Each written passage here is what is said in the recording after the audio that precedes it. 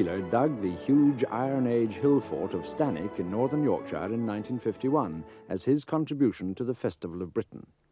As it turned out, it was his last major excavation in Britain, but he brought to it the same originality that had marked all his digs, the same unerring gift for making the past come alive. The people we dug up were living at the beginning of what we call the Roman period, let's say in the years immediately following the Roman invasion of this country in 43 AD. We know that from the pieces of pottery that we began to find in our digging already, quite early on. We knew also that involved in this affair were the local natives. We call them Celts, but they were the local natives, to one of the chieftains amongst whom this sword I've told you of must have belonged. But these were in fact the British. They were the British. The Brigantes were the Yorkshiremen of the period, roughly speaking. The great tribe which stretched, we are told, from sea to sea across what is now roughly Yorkshire and Lancashire, cutting the whole island into half. The Brigantes occupied that area, the area in the midst of which we were digging. It was a pastoral society. It lived not on corn, but on beef and milk and things of that sort. Secondly, by way of contrast to this, the southern part of the island was agricultural. We had an agricultural south and a pastoral north. The island was divided roughly into two. And all this happened in the pastoral north, amongst the Brigantes.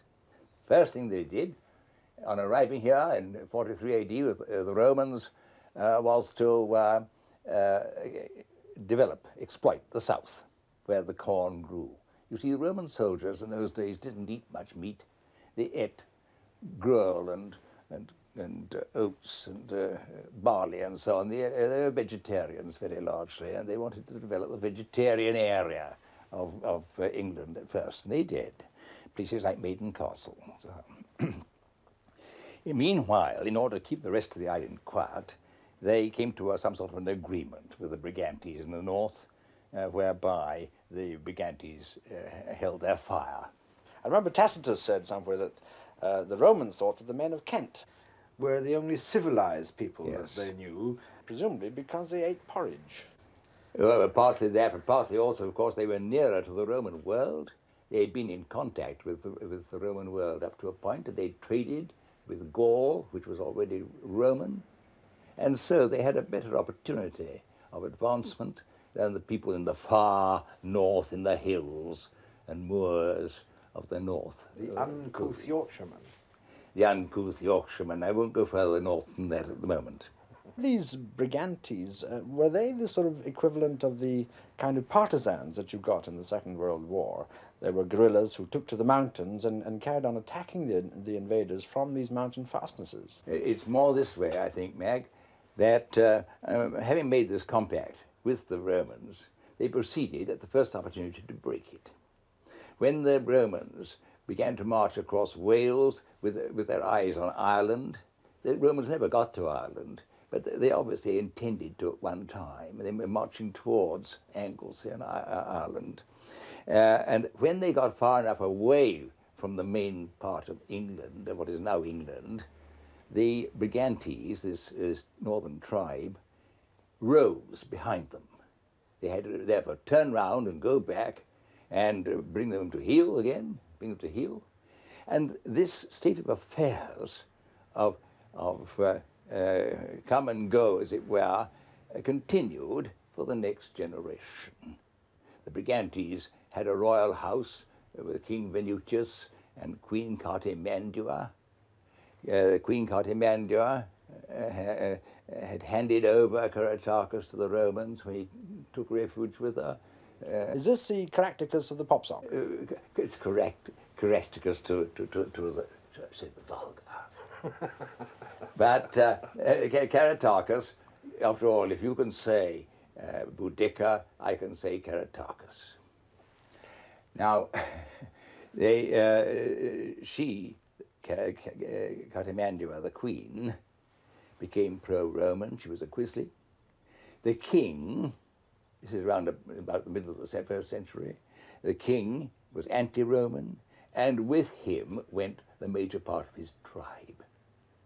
His little original hill fort was enlarged, first of all, by the addition of 130 acres of new ground, which included a stream, now known as the Mary Wild Beck. I don't know who Mary Wild was, nobody could tell me. But a large part of her stream was included in the new defenses, so that his allies, whom he began to call into his aid, could bring their flocks and herds with them. And then later, round about, shall we say, 69, 70 A.D., so we're getting on gradually into the century, Venutius further enlarged this great place by the addition of 400 acres more, 600 acres more. Why? Because he was calling in more tribesmen. He called in the neighboring tribes to his aid. They all flocked into his colors, as it were, bringing their food with them, bringing their flocks and herds and their families with them, in that order. And they wanted space. They wanted more and more of this stream to water their flocks at for their own purposes. And so the place grew to the enormous size that it is today. But we found, in digging this final enlargement, that the work had never been finished. It was stopped in the middle. The great entrance at the south, which I thought might produce more swords and more relics, was found never to have been used. The rocks were lying loose, the great rocks which they chiseled away in making their rock-cut ditch there, were still lying loose where the builders had left them. So, in fact, the Romans had cottoned on to what Venutius was doing and attacked before he had time to get it all ready. Yes, but at this time, the Romans had an advanced legion at York.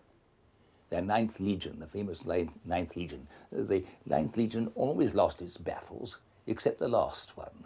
And the last one is the one I'm just coming to, when about 70 AD, just after 70, the Brigantes rose for the last time under their king. The queen had fled to the Romans for safety. But the Brigantes rose under their king, and you can almost hear the 9th Legion tramping up the road when you look at this unfinished entrance with the rocks still standing there as the builders had left them. It's very vivid indeed. Now, there was another bit that you yourself added to the report of this excavation. I remember reading in one of the footnotes, and in that you describe a little bit what you thought about Queen Cartimandua. You said that you thought, in fact, that she was a southern princess who had been living in a land of wine and honey, and then she'd been married off to some uncouth cattle rancher from the north, from Yorkshire, and that she resented this the whole time. They were a totally incompatible couple, and that this perhaps is why they fell out. That's it, you've got it. Well, yes. And she couldn't take these ranchers of the north. I think you're perfectly right. I was perfectly right too when I wrote that footnote, I think, that Cartimandua almost certainly was a member of Cymbeline or Canobalines family, came from the neighborhood of Colchester, the most civilized part of pre-Roman Britain, and that she became a Quisling for that reason, that her sympathies were with her relations in the south, and she couldn't stand this hairy Husband. Well, husband is, yes, or this hairy husband, this, what should I say, pastoral shepherd, this great shepherd in the north.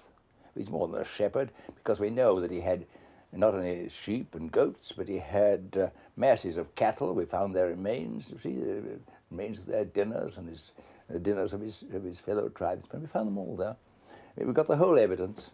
Now, you call her a Quisling queen, but presumably there wasn't the same kind of sense of nationalism during the Roman invasion that you had, for instance, in the Second World War, because after all, it wasn't a nation, it was just a series of scattered tribes that occupied large areas of England. I think it's perfectly clear from one's reading of what is left of Tacitus, that the anti-Roman feeling and the patriotic, local, tribal anti-Roman feeling were very strongly marked. I've always been fascinated by the way in which, during your excavations, you've come across the spoor of great men of the past, men like Caesar, Vespasian in his attack on Maiden Castle, and in Pakistan, Alexander the Great at Charsadda. What do you feel about these people whom you were helping to dig up? Well, you can't dig for them unless you begin to know them. You can't follow them unless you have a sort of idea of what they're going after themselves. No, but the point is this. I have a bias. We all have a bias in one direction or another. But my bias is in favor of the individual. I like to know the individual. There are those, and they're very good archaeologists, who are content to know all that there is to know about a collection of flint implements, anonymous flint implements. Very important. It gives you some idea of social values at a certain period, or at a conjectural period, if you like, sometimes. But I've always had, and this probably goes back to my classical beginnings, when after all you were dealing with individual writers, individual poets, Horace and Livy and Tacitus and so on. They were all individuals. And as writers, they were individuals, and they were themselves interested in individuals. And that's probably why I have this little bias myself for what is called history and proto-history. The phases of man, a man's story, a man's history, when you can pick out here and there a few odd individuals who have contributed, more than others perhaps, to progress, what we call progress, or what they may have called progress, and so on. Well, more recently, I've, in a small way, been treading in the footsteps of Alexander at Charsadda, in the northwest frontier. You go up to the northwest frontier today, you know. There is, in the atmosphere of the northwest frontier, a certain sense of open air. Things may happen. An army may go by almost invisibly, but you can sense it. You find the actual landscape through which Alexander, in his various moods, galloped, was wounded, conquered, and never quite failed. Very nearly, once or twice, but never quite failed. He's a success story, but a success which he deserves. And to follow a man of that kind, of that caliber, through the landscape, which we know he penetrated, to dig up an ancient city like Pushkalavati, Lotus City, which we know that he conquered himself with an enormous force, where he himself went and received the surrender of the inhabitants, and where he put his own garrison in, and so on. A success story, but a success story on an immense field. So you don't get lost in the personality. The personality is always a figure in a wider landscape. That's me.